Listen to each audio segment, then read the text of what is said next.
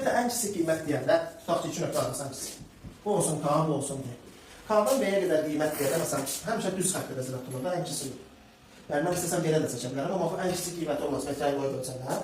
Deməli, bir düz xəttin üstünə oturmaq lazımdır ki, ifadələri həm də seçilib bir düz xəttin üstünə oturduğunda ən kiçik qiymətini tapışırız.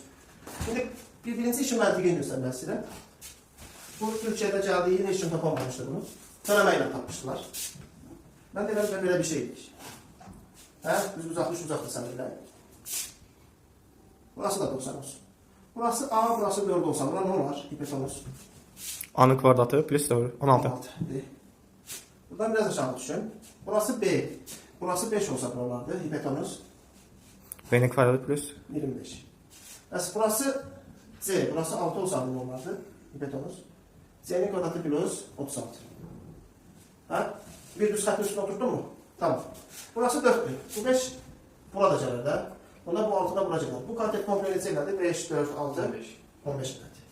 Bu A, buradakı A, bura gələr. Buradakı B, bura gələr, burada C. A plus B plus C neyini? Yazmışam. 8. 8, 15, 17 ifadələdir 17. Deməli, bu düz xət 17, deməli, bunun əksi qiyməti 17 bu qədər.